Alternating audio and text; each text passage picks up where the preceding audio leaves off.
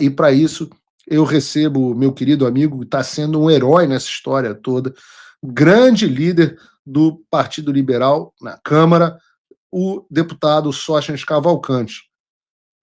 Deputado Sóstenes, obrigado por ter aceito o convite aqui de participar no Paulo Figueiredo Show. Poxa, assim, não tenho como elogiar mais a atuação heróica aí dos senhores. Me encheram de orgulho, encheram o povo brasileiro de orgulho, estão lutando pela gente e parece que a maré está mudando. Mas eu quero ouvir de você, eu vou chamar aqui de você, Sóstenes, que a gente tem isso mesmo. Relação. Vou chamar de você, quero ouvir da sua boca o que aconteceu nesses últimos dias e onde é que a gente está. Teve confusão, teve acordo, não teve acordo? Vamos ouvir direto da boca do homem. Vamos lá. Primeiro, Paulo, uma alegria. Boa tarde, obrigado. Você sabe que uma batalha não se vence, uma guerra não se vence só com uma batalha. Serão várias batalhas, teremos vários heróis, teremos vários soldados feridos ao longo dela. É uma guerra. Nós estamos vivendo uma guerra com todos os ingredientes que conhecemos em uma guerra. Eu agradeço suas palavras elogiosas, mas quero compartilhá-las com você inicialmente, com o Eduardo, com o Porciúncula, que aí estão fazendo um trabalho brilhante nos Estados Unidos, que se a gente conseguiu algum avanço aqui, também é muito pelo trabalho de vocês aí. Então, eu quero compartilhar esta palavra herói com esses 3 heróis que estão aí nos Estados Unidos, compartilho essa palavra com toda a nossa bancada do PL, qual sou líder, como também compartilho esse mesmo título com o líder da oposição, Zucco, com a líder da minoria, Carol Detone, com o líder do Novo, o líder do União Brasil e o líder do Progressistas aqui nesta casa. Também temos que dividir o mesmo título com o Senado. O Rogério Marinho, o Portinho, a liderança do Senado e todos os senadores e toda a nossa bancada de deputados federais aqui do PL e da oposição têm sido gigantes nesse processo, assim como vocês aí cumprindo a missão. Nós estamos aqui para resgatar um país que foi, na minha avaliação, sequestrado. O Brasil hoje é sequestrado por alguns membros do Supremo Tribunal Federal. Esse é meu sentimento, triste sentimento, porque como homem público eu não gostaria de estar falando isso aqui, porque entendo e compreendo muito bem a nossa Constituição, são 3 poderes harmônicos entre si e que têm constitucionalmente seus limites, que, lamentavelmente, por uma escalada há mais de uma década, o Poder Judiciário se sobrepôs sobre os demais poderes. Essa é a minha convicção. Depois de 3 mandatos, aqui 10 anos na Câmara dos Deputados, 10 anos e meio na Câmara dos Deputados, essas são minhas convicções. Mas, para voltar aos últimos acontecimentos, para informar todos aqueles que acompanham o seu belo trabalho aí de informar o Brasil, Paulo Figueiredo. 83 mil telas ligadas aqui, a maior audiência do Brasil. Parabéns pelo seu trabalho e a todos esses que nos acompanham neste momento e que nos acompanharão depois, acompanhando essa live. Só te dizer que nós decidimos na segunda-feira, com a liderança dos presidentes de partido, liderado pelo Valdemar, que fez contato na terça-feira, às 10 da manhã, com o presidente do União Brasil, Rueda, que foi por Zoom, e fisicamente com Ciro Nogueira. Nós precisávamos organizar a estrutura em cima partidária, porque para ir para uma guerra que nós iríamos, não dava para ir sem retaguarda do primeiro pelotão. E o primeiro pelotão, numa democracia, são os presidentes partidários. Uma vez os 3 alinhados, nós decidimos, pela ocupação das 2 casas, organizadamente, estrategicamente, depois de uma coletiva de imprensa, pós a prisão do nosso eterno presidente Bolsonaro, uma prisão injusta, ilegal. Não vou falar o que você já falou aqui para todos os seus telespectadores, que já sabem tudo o que nós pensamos sobre a prisão do presidente Bolsonaro.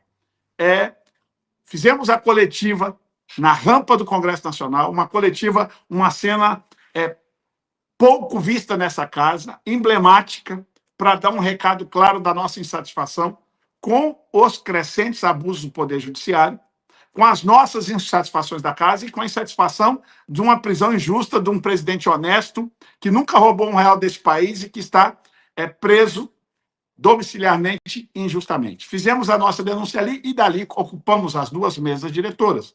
Para que isto? Primeiro, a gente precisa entender que o Brasil só chegou até aqui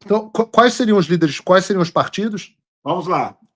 Líder do União Brasil, União líder Brasil, do Progressistas, progressistas, líder do PSD, que esteve presente, o PSD, PL, olha que bacana. PL e Novo. PL novo. Nós temos Isso dá mais ou mas menos o quê? Uns 250 deputados? 250 deputados, mais ou menos. Não fiz a conta, mas dá por aí. Mas nós Mais ou temos menos, gente de grosso outros partidos, que temos gente no Republicanos, temos gente no Podemos, nós temos. E acho que uma boa construção de texto. E aí, Paulo, eu já vou me antecipar aqui, porque vai ter gente da direita, porque nós temos, graças a Deus, temos divergente dentro da direita. Porque, claro. neste momento, nós vamos ter que proteger, ser um pouco corporativo ao Congresso Nacional. Isso pode dar algum tipo de crítica e desentendimento. E eu preciso ser claro. Se a gente não tirar isso, vai ter gente dizendo que a gente vai querer proteger corrupto. Ora, corrupto para nós da direita, seja da direita, da esquerda, do centro, é corrupto, tem que ir para a cadeia. Porque quando você muda o foro, nós vamos colocar um aditivo para proteger a casa, que só poderá começar esse tipo de investigação, de processo contra parlamentares com a devida autorização da casa. Quando a gente vê que é um caso de corrupção, a casa não segura, o povo pressiona e a gente autoriza. A gente vai ter que colocar mecanismo de proteção para a casa, porque senão nós mudaríamos do STF para alguma outra instância, somente. Nós vamos ter que mudar a instância e botar proteção para que os parlamentares, aqui, nós autorizemos a investigação para que esses parlamentares se sintam confortáveis com votar com a consciência. Porque, tristemente, o problema do Supremo Tribunal Federal, às vezes, se estende a outras instâncias do Judiciário. Às vezes. Não com a mesma magnitude do STF, vamos ser muito honestos, mas, às vezes, em alguma circunstância acontece. Então, assim, pode ter crítica da direita e nós vamos estar dispostos a receber. Mas este é o caminho para a gente tirar essas amarras do Judiciário. Logo depois de votar o fim do foro, nós vamos votar a anistia. Logo em seguida, foi isso que nós combinamos, os líderes. Estes líderes estaremos a semana que vem, já. Aliás, hoje eu tenho uma outra conversa com o presidente Hugo Mota, mas nós estaremos a semana que vem com os líderes. Já estamos começando a organizar o texto desta PEC, será uma PEC do fim do foro, e nós vamos votar na semana que vem para destravar o problema das amarras dos parlamentares. Eu, sem dúvida nenhuma, essa questão da própria Câmara analisar se deve ou não abrir investigações contra si mesmo vai gerar problemas. Mas esse é um problema para a gente resolver no futuro. Eu prefiro sempre o problema. Eu prefiro sempre o problema que a gente resolve nas urnas do que o problema que a gente não pode resolver de jeito nenhum. Parabéns. É isso aí. Na pior das hipóteses, a cada 4 anos vocês têm que renovar o contrato de vocês. O bandido daqui. A população tira o bandido daqui. O Alexandre e companhia são vitalícios. E hoje a gente tem um desequilíbrio entre poderes e não vai ter... Na democracia, às vezes a gente tem que empurrar a coisa um pouquinho demais para um lado, aí dá um problema, a gente tem que empurrar para o outro, e hoje o problema real é o superpoder do judiciário. Então não tenho grandes problemas com isso, não. Minha dúvida, deputado, então depois de votar essa PEC do foro, iria para o Senado? Sim. E como está o clima no Senado em relação a isso? Você sabe dizer? Aí hoje, inclusive, a ocupação do Senado só acabou hoje, por volta de 10h45 da manhã. Os senadores ficaram até hoje. Nós acabamos a nossa ocupação ontem. Por quê? Porque faltava a 41ª assinatura do pedido de impeachment no Senado, que aconteceu hoje às 10h40 da manhã. Quando aconteceu, disso aqui hoje. Nós completamos as 41 assinaturas, os senadores desocuparam lá. Eu estava lá, e aí, nesta conversa, ontem, houve uma conversa do nosso grupo de oposição, junto com o presidente Alcolumbre, com o comprometimento de que, passando aqui, é votado também no Senado a PEC do fim do foro, e a questão da anistia, logo a seguir, é um compromisso nosso aqui, e lá no Senado, eles estão trabalhando este compromisso com a questão da anistia. No momento que a gente votar aqui, começará uma nova negociação no Senado para que a anistia também seja negociado lá. O que nós não conseguimos para ser 100% dos nossos compromissos foi que o compromisso do presidente Davi Alcolumbre, nós gostaríamos de dar isso ao Brasil, porque o Brasil merece, as pessoas patriotas que foram para as ruas no domingo pediram, era que a gente pudesse ter o compromisso do Davi Alcolumbre de pautar o impeachment do ministro Alexandre de Moraes. Ele não assumiu esse compromisso com os senadores. Mas eu tenho convicção que, com a pressão popular, com o passar dos dias, depois que a gente tirar essas duas travas, que é a PEC do fim do foro e a anistia, nós vamos avançar para o impeachment daquele que é violador dos direitos humanos, ministro Alexandre de Moraes. Deputado, o senhor acha que a mudança do foro vai afetar o placar tanto da anistia quanto do impeachment? Tenho convicção disso. Quando você tira o instrumento de chantagem, que acontece com frequência, os parlamentares se sentem mais livres para votar com a sua consciência e, inclusive, para respeitar a pressão da sua base eleitoral. É uma PEC, então não teria nem que a sanção do presidente. Há um consenso, porque eu entendo que essa é uma PEC que beneficia os deputados e senadores. Há um consenso? Tem uma ideia de qual seria o placar da votação dessa PEC? Arriscaria um placar? A PEC, para mim, na Câmara dos Deputados, nós passaremos de 350 votos. Uau. Eu tenho convicção que a PEC do fim do foro aqui passa de 350 votos. Com relação à anistia, para mim, na Câmara dos Deputados, temos mais de 300 votos pela anistia. E com a PEC, uma vez a PEC passada, talvez a votação da anistia... Talvez possa até aumentar de 300 votos, você tem razão. E aí eu faço também o seguinte exercício. Imagine, a gente estava falando sobre isso aqui no Paulo Figueiredo Show, imagine a PEC do foro aprovada e imagine, depois disso, a anistia aprovada. O quão fortalecido fica o placar no Senado do impeachment? Aí, honestamente... Aliás, nós tínhamos problema para chegar à 41ª assinatura. Nós temos promessa de assinatura para o impeachment do ministro Alexandre de Moraes já para a semana que vem. Pelo menos mais 2. Então, assim, isso sem acabar o fim do foro.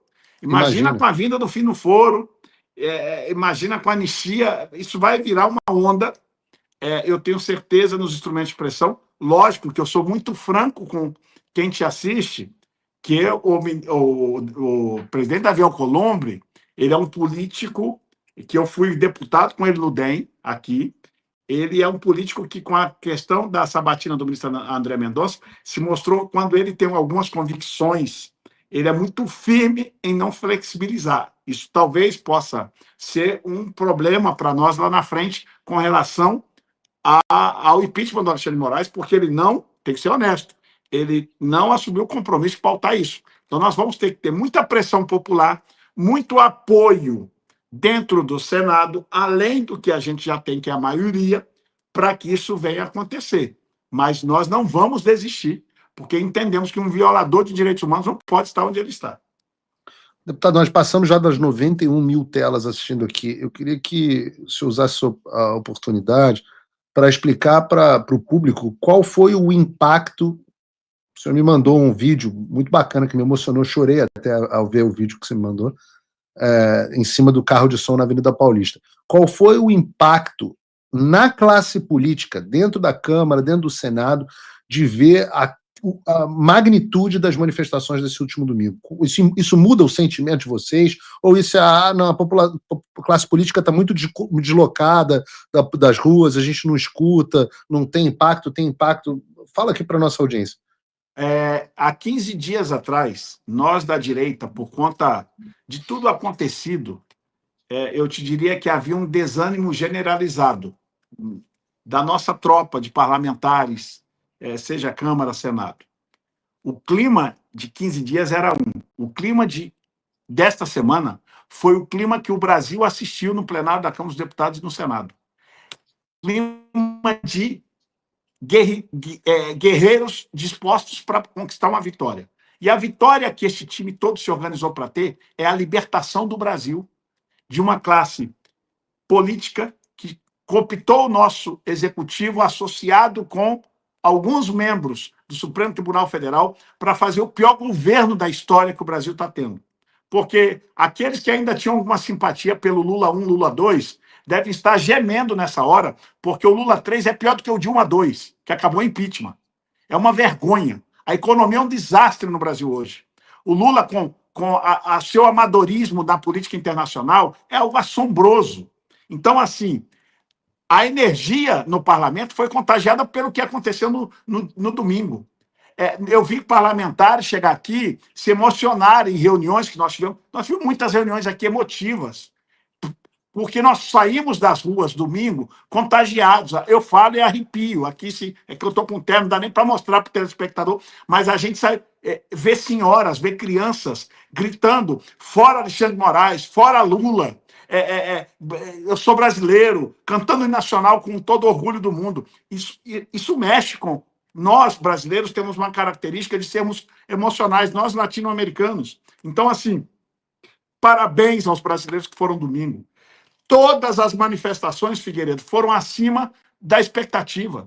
Para você ter uma ideia, terça-feira, eu estava numa reunião com o Flávio Bolsonaro, deputado Altineu, mais alguns líderes no PL, e a ideia do senador Flávio era fazer uma carreata no Rio. Não, vamos fazer só uma carreata, porque não deu tempo da gente divulgar muito, não tem trio, não organizamos o trio e tal. Eu cheguei e falei: ô, Flávio, com todo respeito, nós estamos chamando manifestação para todo o Brasil. Rio é a segunda capital do país, tem que ter uma manifestação. Vamos saindo dali, todo mundo organizando, se cotizando para alugar trio, para fazer as coisas. Fizeram a manifestação e, por incrível que pareça, teve mais gente do que a última, com a presença do ex-presidente Bolsonaro. Sabe o que é isso? O Brasil está despertando. Despertou porque tivemos ajuda. Lamentavelmente, precisamos de ajuda externa para resolver um problema que nós, brasileiros, internamente, não conseguimos resolver. Qual foi o impacto, Sóstenes? Deputado, como é que o senhor imagina que o impacto sentido pela classe política com a sanção Magnitsky em cima do Alexandre, a sanção de visto em cima dos outros ministros, qual foi o impacto disso na mudança do tabuleiro político?